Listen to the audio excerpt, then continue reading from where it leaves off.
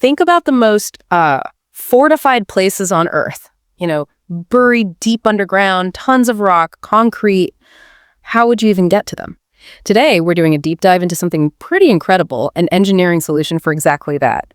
The B-2 Spirit, the stealth bomber, and its partner in crime, the GBU-57 massive Ordnance Penetrator. People usually just call it the bunker buster. That's right. And our goal here for you is really to unpack this whole system. How does it work? What went into developing it? And maybe most importantly, why does having this B-2 and GBU-57 combination give such a major strategic edge? Okay, let's start with the B-2 itself. You said stealth bomber. Everyone knows the term, but what does stealth really mean for the B-2? Is it just about dodging radar? Oh, it's much more than just radar, though. That's a huge part. The B-2 is what they call a flying wing. That design itself is inherently stealthy. Its radar cross-section, the RCS, is tiny. We're talking something like 0.1 square meters. That's like the size of a bird on radar. A bird? Seriously, how? Yeah, it's achieved through, a few things. The specific shape, the geometry of it, plus special materials that absorb radar signals, RAM, they call it, and specific coatings. And it's not just radar. They design the engines to reduce the heat signature, the infrared output, making it tougher for heat-seeking missiles.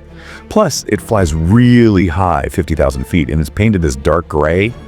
Up there, it's practically invisible to the eye. There's even a stealth-up mode pilots can use, basically optimizing everything to be even quieter on radar, though it may affect performance a bit. Okay, so it's incredibly hard to spot. But being stealthy is one thing, delivering the punch is another, right? What can it actually carry? And how accurately? Right, that's where its real strength lies. It's got a huge internal weapons bay. It can carry up to 40,000 pounds of ordnance. That includes both nuclear and conventional weapons, and it's very, very precise. It uses GPS-guided weapons, things like JDAMs, which are basically smart bombs, and JSMM cruise missiles. They guide themselves right to the target. Any examples of that precision? Yeah, a good one is from Operation Allied Force back in '99.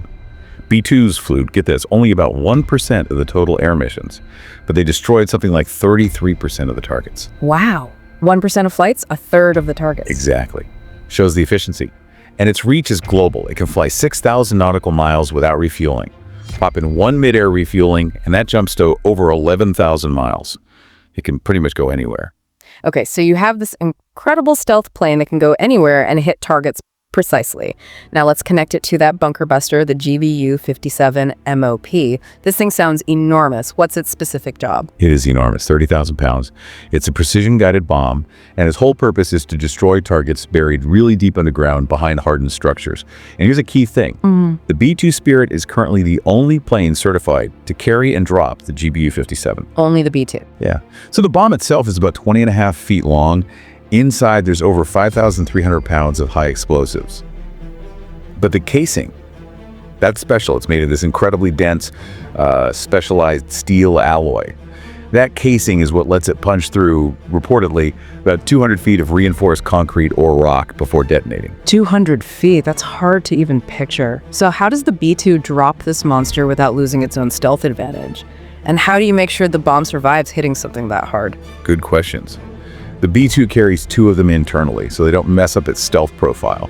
It drops them from high altitude, that 50,000 feet we mentioned. Gravity does most of the work initially, but the bomb has its own guidance, GPS, and an inertial navigation system to steer it right onto the target coordinates. And for really deep targets. Right, for the super deep ones, they might use what's called a multiple impact strategy. The first bomb basically drills a hole, clears the path a bit. Then a second bomb, maybe from the same B-2 or another one, follows right down that same hole to penetrate even deeper. Like a 1-2 punch. Exactly. And there have been reports, for instance, about its potential use against heavily fortified sites, like hypothetical nuclear facilities in places like Iran, Fordo, Natanz, Isfahan, places buried very deep. The engineering challenge you mentioned, ensuring it doesn't just shatter or detonate on impact, that was huge. Designing a casing strong enough for that penetration, but ensuring the fuse works correctly after it gets inside.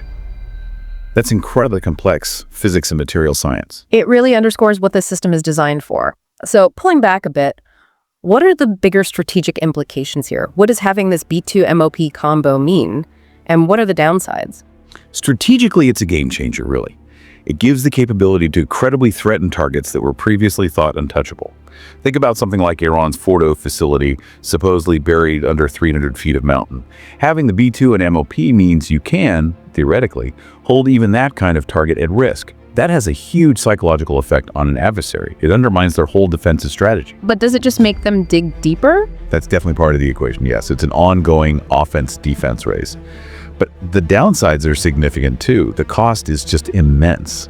The B-2 program cost nearly $45 billion to develop. Each plane is somewhere around $2 billion. $2 billion per plane. Yep. And the maintenance is intense. We're talking over 100 hours of maintenance for every single hour it flies.